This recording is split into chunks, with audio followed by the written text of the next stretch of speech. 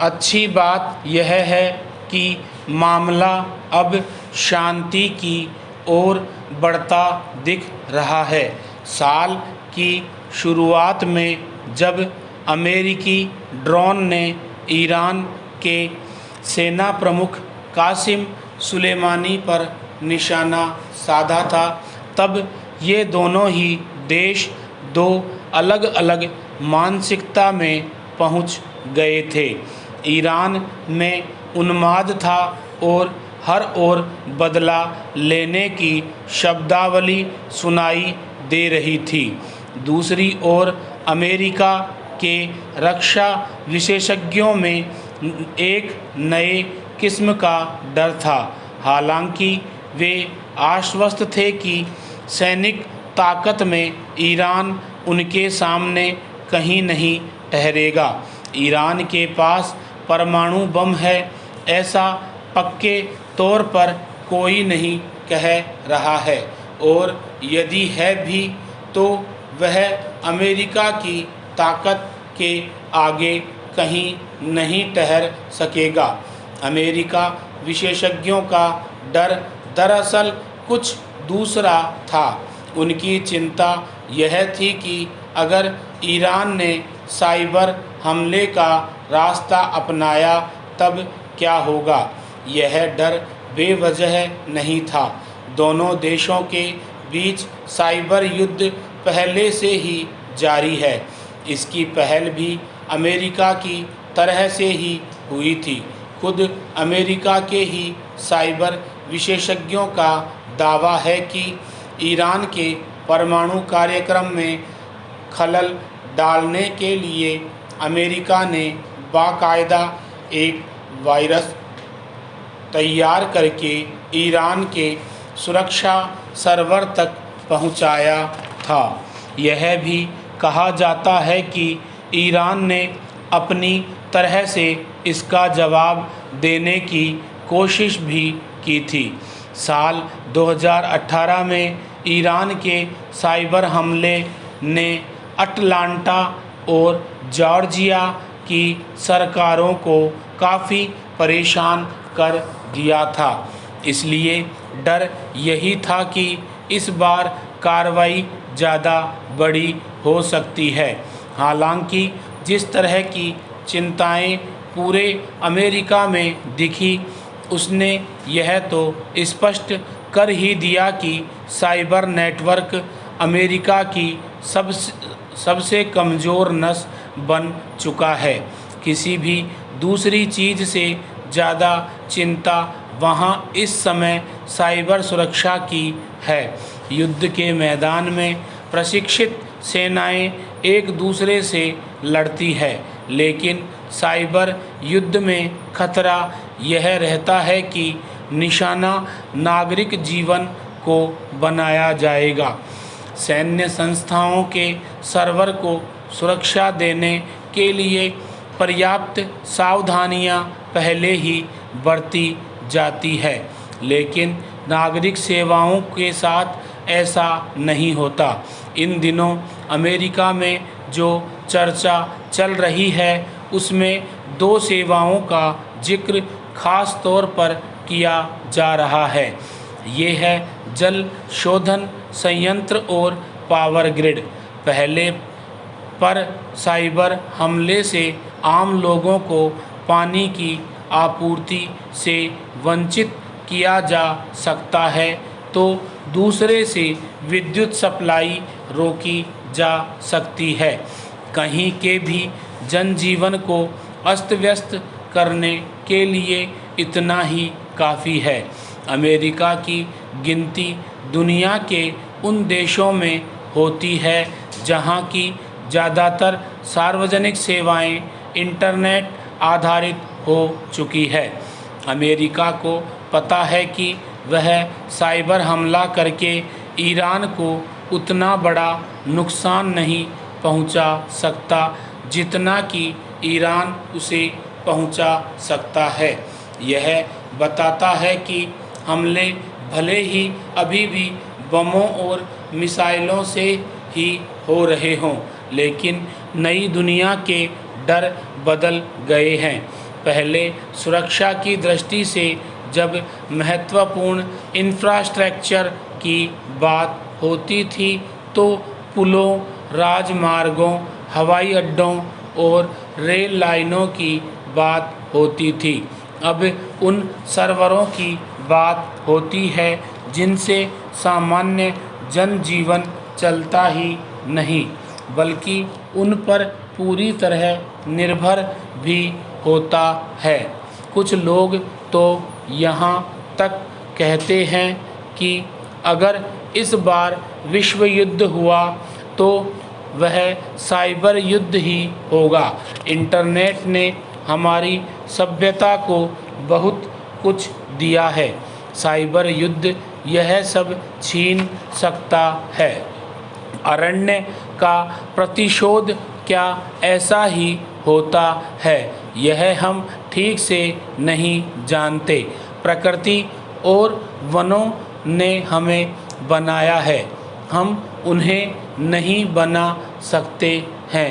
फिर भी इतना तो कह ही सकते हैं कि ऑस्ट्रेलिया के जंगलों में लगी अभूतपूर्व आग में वहाँ की सरकार और उसकी ओछी राजनीति का दंड निहित है।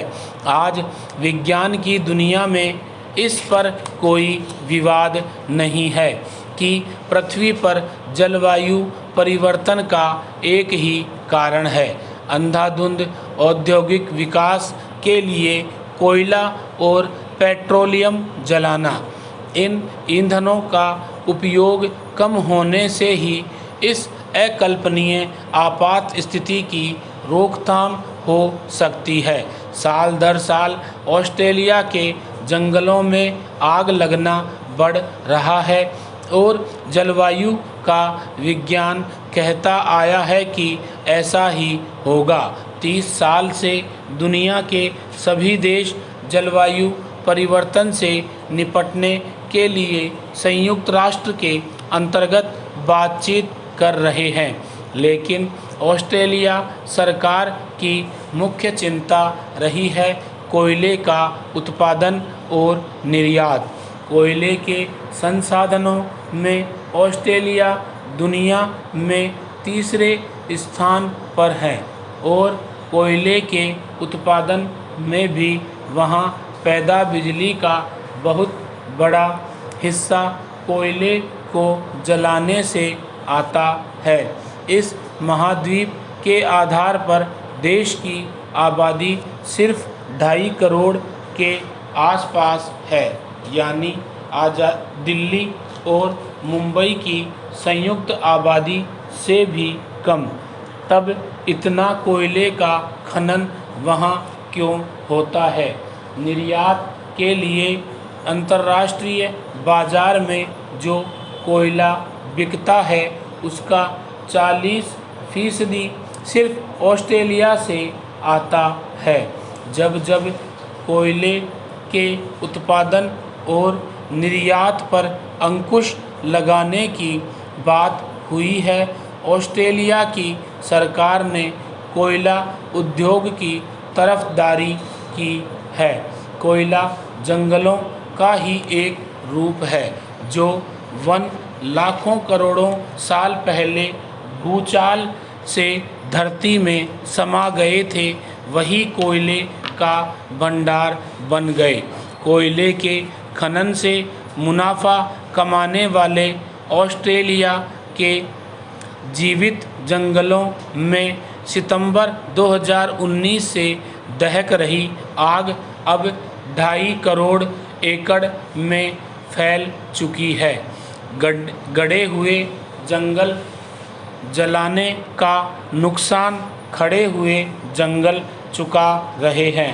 सितंबर 2019 में लगी जंगल की आग में लाखों वन्य प्राणी और लगभग 25 लोग मारे गए। न जाने कितने बदहवास होकर जान बचाने के लिए भाग रहे हैं। ये सब लालच की बलि चढ़े हैं। आज भी ऑस्ट्रेलिया के प्रधानमंत्री स्कॉट मॉरिसन जलवायु परिवर्तन में अपने देश की जिम्मेदारी का सामना करने से बच रहे हैं। उनका राजनीतिक दल जलवायु परिवर्तन के विज्ञान को नकारने के लिए कुख्यात रहा है।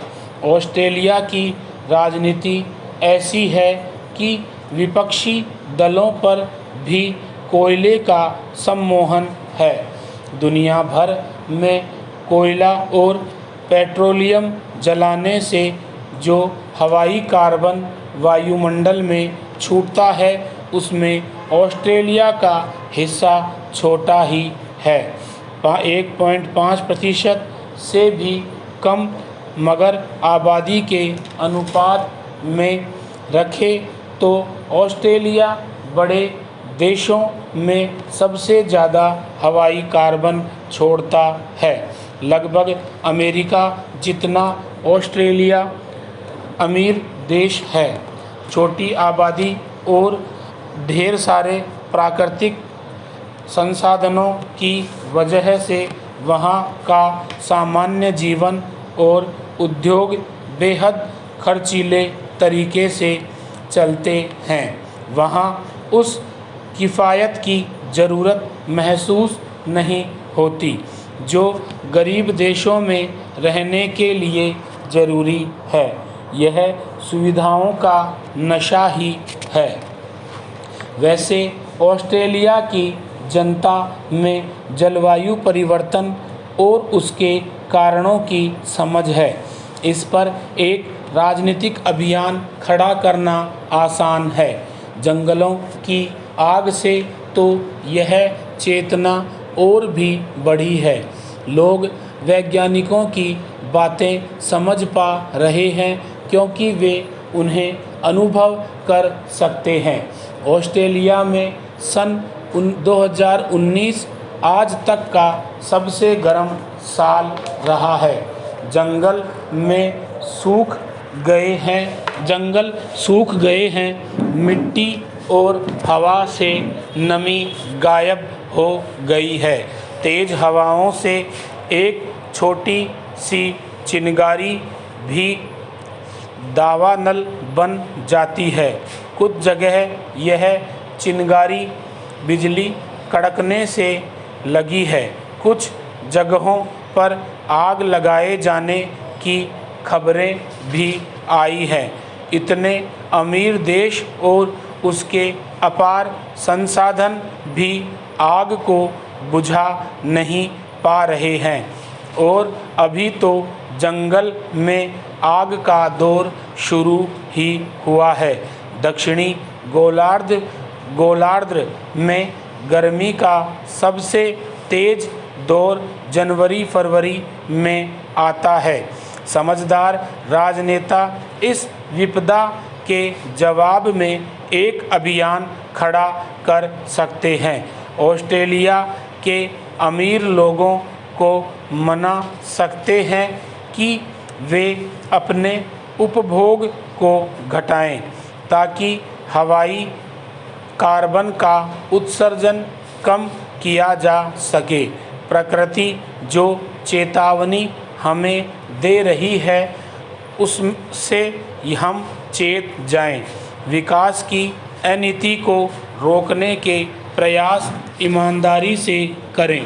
उसके लिए प्रकृति और समाज को उद्योग व मुनाफाखोरी से ज़्यादा महत्व देना होगा। ऑस्ट्रेलिया जैसा देश यह न कर सका तो फिर घनी आबादी वाले गरीब देशों को यह कैसे कहा जा सकता है कि वे ऐसे औद्योगिक विकास को रोकें। इसमें एक भयानक अन्याय छिपा हुआ है। जलवायु परिवर्तन का ऐतिहासिक जिम्मा यूरोप और अमेरिका के विकसित देशों पर है, लेकिन इससे होने वाले नुकसान सबसे ज़्यादा उन गरीब देशों को भुगतने होंगे जो इसके लिए जिम्मेदार नहीं हैं।